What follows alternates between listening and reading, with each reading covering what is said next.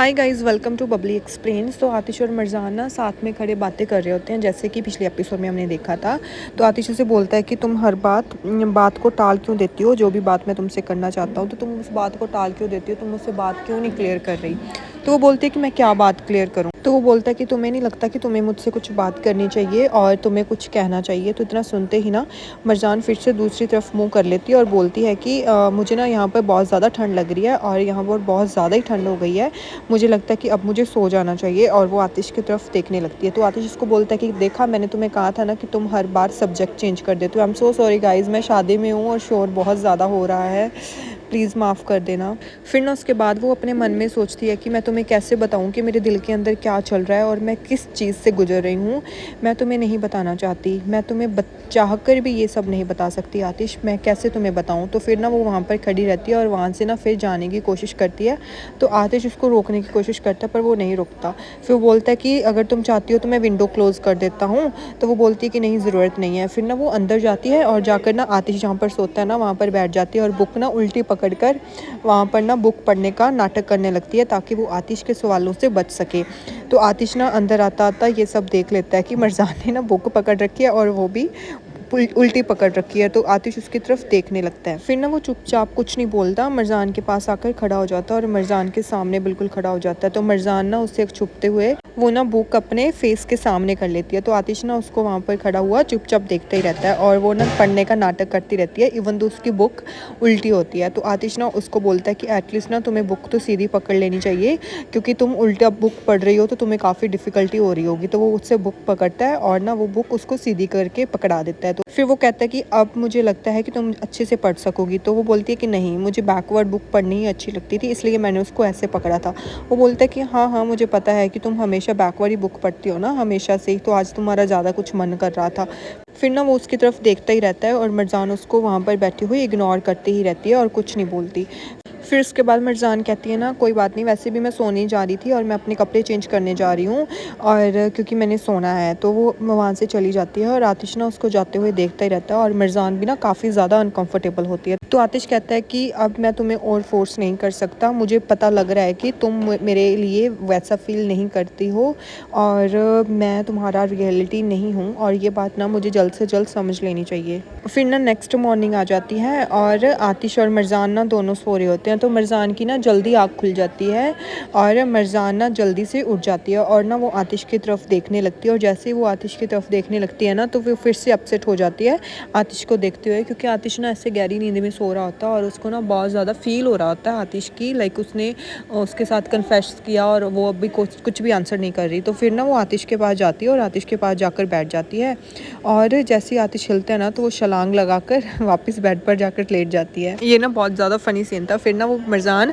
फिर से आतिश की तरफ देखती है और आतिश ना फिर से सो ही रहा होता है और मतलब सोने का नाटक कर रहा है। फिर ना वो उठकर फिर उसके पास जाती है और उसके पास जाकर बैठ जाती है। वो फिर से सोचने लगती है कि मैं तुम्हें कैसे आंसर करूं, बट वो अपने मन में ही सोचती है ये बात। वो बोलती है कि मैं तुमसे ना बहुत ज़्यादा कुछ कहना चाहती हूँ पर वो मैं बात ना कह नहीं पा रही तुमसे, और मैं कैसे कहूँ, अगर मैंने कुछ भी कह दिया तो वो किस तरफ जाएगा वो मुझे भी नहीं पता। और ना वो आतिश के बालों को हाथ लगाती है। तो तभी ना आतिश की आंखें खुल जाती हैं क्योंकि उसको पता चल जाता है कि मरजान वहीं पर है। तो मरजान बोलती है कि मैंने तुम्हें उठा दिया क्या, आई एम सॉरी, वो तुम्हारे बालों में ना कुछ लगा हुआ था, गुड मॉर्निंग, मैं तुम्हें उठाना नहीं चाहती थी। तो आतिश बोलता है कि कोई बात नहीं, मेरी जाग वैसे ही खुल गई थी। फिर वो बोलता है कि मुझे पता चल गया था जब तुम मेरे पास आई थी। फिर वो बोलती है कि तो मतलब तुम्हें पता चल गया था, वो मेरी ना जल्दी जाग खुल गई थी तो इसीलिए फिर मैंने सोचा कि जाकर मैं जल्दी से रेडी हो जाती हूँ। और फिर ना मरजान बहुत ज़्यादा एम्बेरस हो जाती है और वहाँ से ना भाग जाती है और बोलती है कि अब मुझे तैयार होना है। और फिर वो बोलता है कि हाँ हाँ, अब फिर से तुम मेरे से भाग रही हो, मरजान तुम्हें हो क्या गया है, तुम मुझसे इतना ज़्यादा भाग क्यों रही हो। फिर ना हमें दिखाया जाता है कि असली और असली की माँ ना वहाँ पर बैठी होती हैं और असली ना उसका सेट लाकर जो मरजान की माँ ने चुराया होता है वो उसको लाकर दे देती है और बोलती है कि इस टाइम ना प्लीज़ आप गवा मत देना, आप ध्यान रखना प्लीज़ अपने सेट का। वो बोलती है कि ठीक है। फिर ना वो जैसे ही सेट खोल के देखती है ना तो उसको पता चल जाता है कि ये तो मेरा ही सेट है, ये उस सुनियार के पास कैसे गया। तो वो ना बिल्कुल ऐसे शॉक हो जाती है कि ये किसने वहाँ पर पहुँचाया, क्योंकि उस पर ना कुछ स्टैंप वगैरह लगे होते हैं जो उसको पता चल जाता है।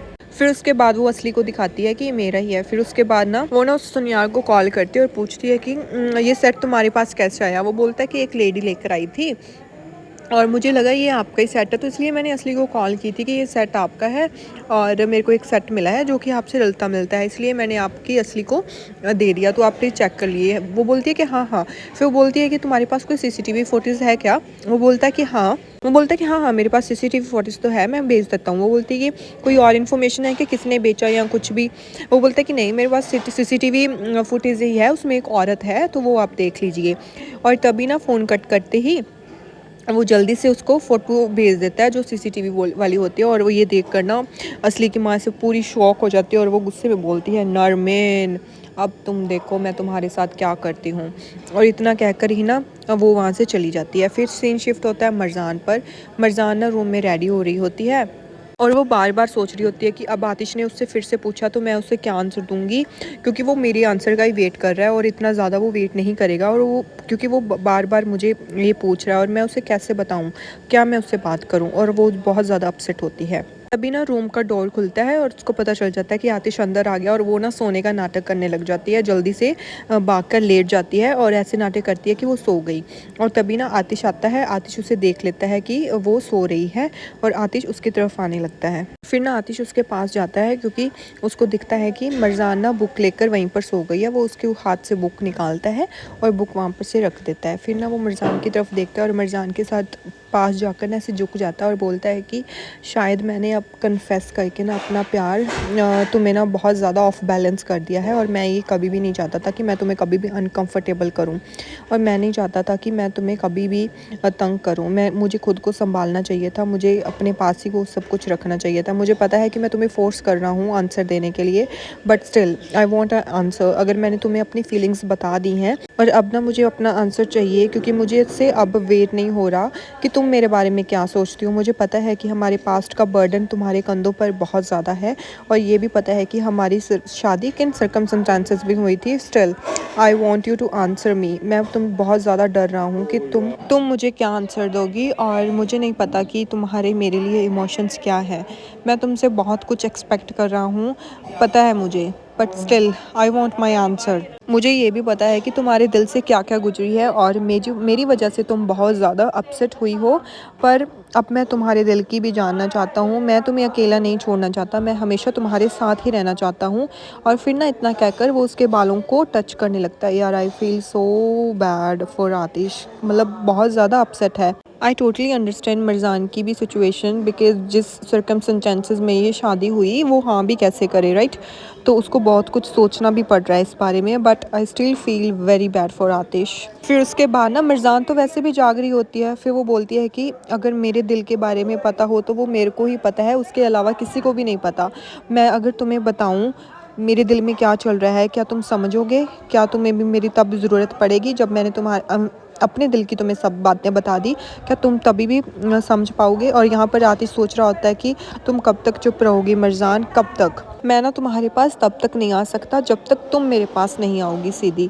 मैं क्या करूँ, मुझे कुछ भी समझ नहीं आ रहा। मैं तुम्हें छोड़ भी नहीं सकता और मैं तुम्हें पा भी नहीं सकता। एंड आई होप तुम मेरी सिचुएशन समझ सकोगी कभी कि मैं क्या फ़ील कर रहा हूँ तुम्हारे लिए और मैं क्या चाहता हूँ, मेरे दिल के अंदर क्या है। और ना वो मरजान के पास खड़ा ही रहता है और चुप करके ना उसको कुछ टाइम के लिए देखता ही रहता है और फिर वो वहाँ से खड़ा हो जाता है और वहाँ से ना चुप करके चला जाता है और बहुत ज़्यादा अपसेट होता है क्योंकि मरजान अभी भी चुप है। फिर उसके बाद ना मरजान उठ जाती है और उसकी ना मतलब वो बैठ जाती है उठकर और उसकी आंखों में से ना आंसू निकलने लग जाते हैं और वो बहुत ज़्यादा रोने लग जाती है। वो पूछती है कि मैं चुप रह रही हूँ क्योंकि मुझे पता है कि अगर मैंने ये अपनी चुप्पी तोड़ दी तो बहुत कुछ हो जाएगा।